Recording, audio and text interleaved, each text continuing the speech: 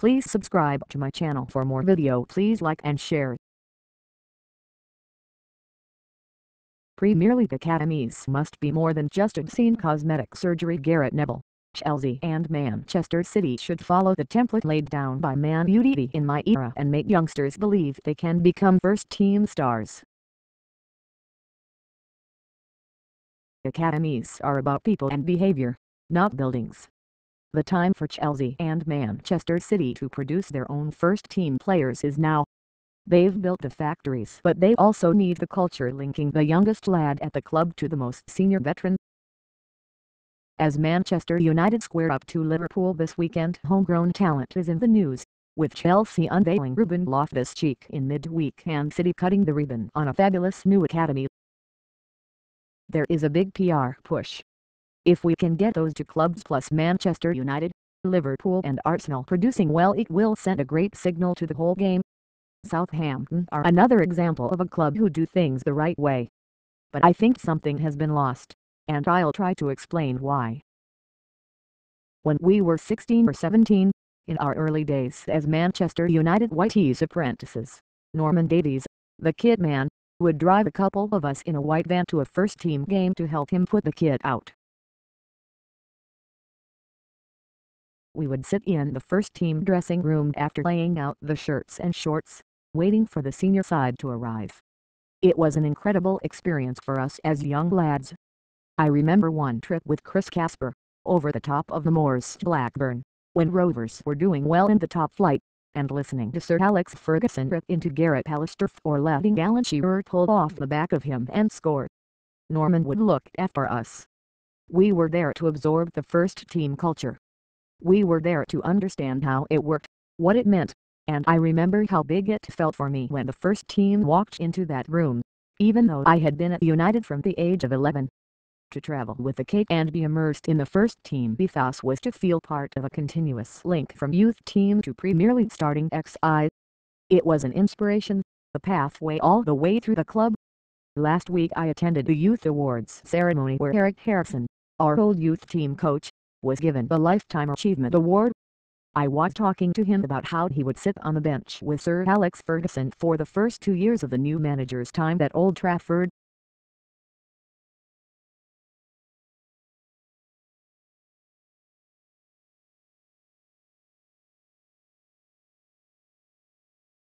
The harsh weather also hit Washington State, where over 165,000 customers were without power as of early Friday, according to local utility companies.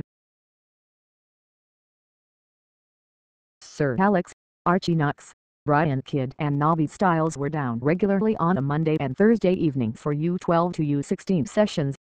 Archie Knox, who was the first team coach, would regularly take sessions. So our youth team coach was exposed to what the first team manager wanted. There was close contact. Their offices were next door.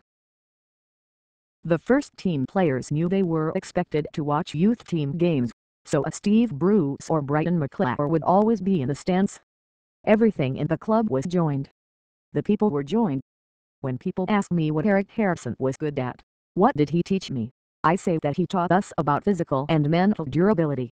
He exposed us to a first-team culture and Sir Alex Ferguson's expectations. Skills are a given when you're 16 to 18 and at a top club. What you want from a youth team coach is that he understands exactly what his first-team manager wants. How many can say that now?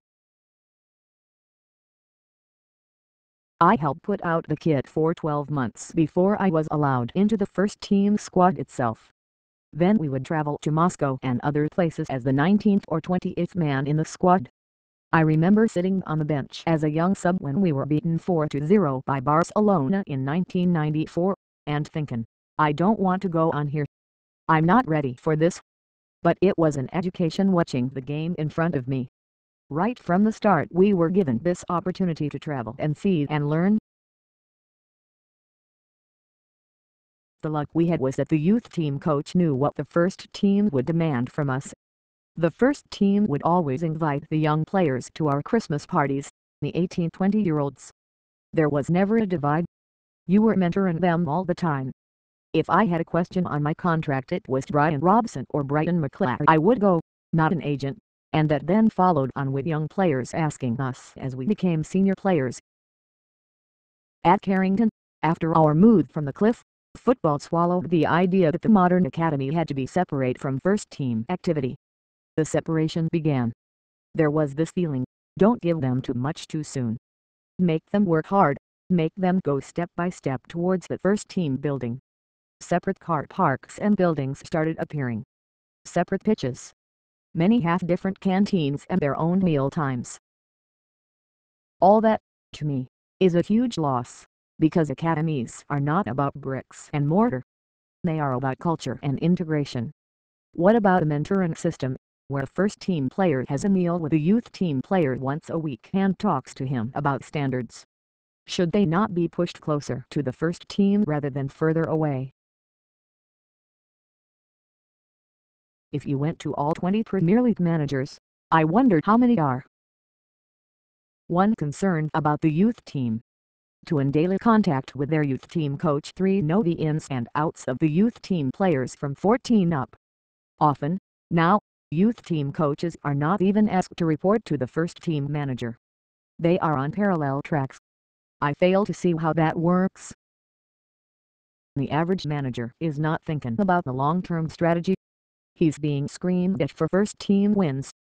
Producing your own player is a far slower process than buying one, but once you do, you have an oak tree. You have to work harder at it and give people time. The Elite Player Performance Plan (EPPP) is trying to address some of this, to create a better pathway. I really do feel blessed, though, to have come through the system where the progression was ingrained. Chelsea and City, who had to invest heavily in their first teams to become serious players domestically and in Europe, are now entering the next phase where financial fair play is forcing academy development. Both have built wonderful facilities. There has been a lot of boasting and jostling this week, with Jose Mourinho putting up Loftus-Cheek at Tuesday's press conference and City staging a huge launch of their Etihad campus. Loftus-Cheek was paraded like some kind of exotic creature. Look, an academy player in the first team. We lined up in the Sky studio excited at the thought of seeing homegrown talent in a Chelsea side. When he played for 8 minutes, we showed the highlights of it as a special segment. We were seeing the rare species. But now is the moment of truth. The moment where the talking has to stop. Academies are not about infrastructure and how many pitches you have, how many gym bikes. It's about how many players you produce for the first team. Nothing will demoralize a youth team coach faster than feeling there is no pathway to the first team squad because off-the-shelf signings are blocking the way. Are Manchester City going to allow Manuel Pellegrini time to work with young players?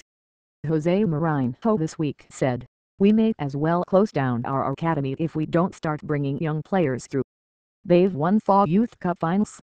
At United, the Youth Cup final winning team would produce at least 1 or 2 important players who would make it into the first XI. We have now reached the time when those Manchester City and Chelsea youth team and academy coaches need the inspiration, the bragging rights. They need to know all their hard work is not in vain, that opportunities exist. I know there is renewed pride at Manchester United about how the youth team has supplied Louis van Gaal with players. They walk around with their chests out. Chelsea and City have built the most incredible factories, but what really counts is the people, culture and most importantly belief and risk in giving youth a chance. It's time to follow through now. If they don't, these expensive academies will be just obscene cosmetic surgery.